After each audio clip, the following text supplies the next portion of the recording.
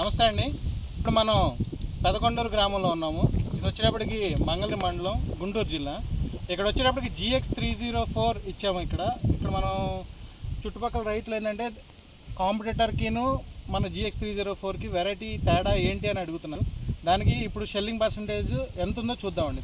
GX304కి అలానే check variety వేరే దానికి ఒకసారి చూద్దాం సార్. రైట్, ఇదిగోండి. ఇది వచ్చేటప్పటికి 291 గ్రాములు ఉందండి బెండు. ఓకే, ఇది వచ్చేటప్పటికి గింజలు వచ్చేటప్పటికి 246 గ్రాములు ఉన్నాయండి.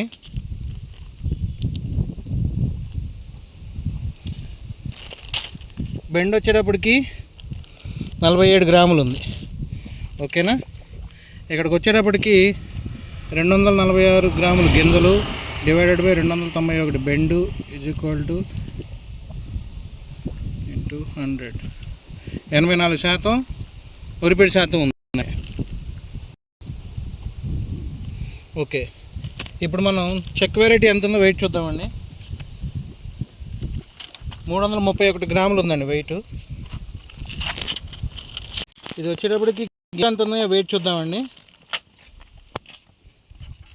256 గ్రాములు ఉన్నాయి. ఓకే, 255 గ్రాములు ఉన్నాయి.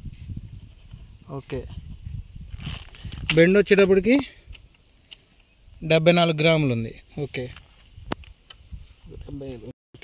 ఇక్కడ మనకి ఇప్పుడు ఒరిపిడి శాతం ఎంత వచ్చిందనే చూద్దామండి.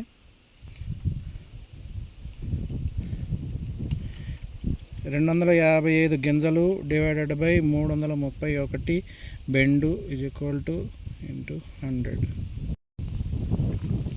77% ఉందండి. GX304 వచ్చి 84% ఉంది. వేరే అదర్స్ వచ్చేటప్పటికి 77% ఉందండి. అంటే వేరియేషన్ వచ్చేటప్పటికి 7% వేరియేషన్ ఉంది. 7% అంటే మనకి ఎకరానికి వచ్చే ఒక కండికి వచ్చేటప్పటికి 7% వేరియేషన్ మనకి లాస్ అవుతున్నాం ఒక ఎకరానికి వచ్చేటప్పటికి. మీ అభిప్రాయం చెప్తారా సార్? మామూలుగా అయితే లాగుందండి. ఒక మీరు ఎన్ని ఎకరాలు వేసారు సార్ మొక్కజొన్న ఈ సంవత్సరం? మొత్తం 20 ఎకరాలు వేసారు. ఓకే, వేరే ఇందులో ఏంటంటే GX304 అనేది వేయలేదు. మీరు ఏంటంటే పక్కన చేను ఉండటం వల్ల చూడడం కోసం వచ్చారు. అదే ఇక్కడ ఏంటంటే మనం వెయిట్ ఎంత చూడడానికి వచ్చామండి. సార్ పక్కనున్న ఫార్మ్ అనమాట.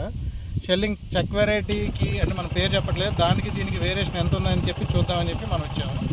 చెక్ వెరైటీకి మనకి 7% అనేది వేరియేషన్ ఉండడం జరిగింది. Thank you.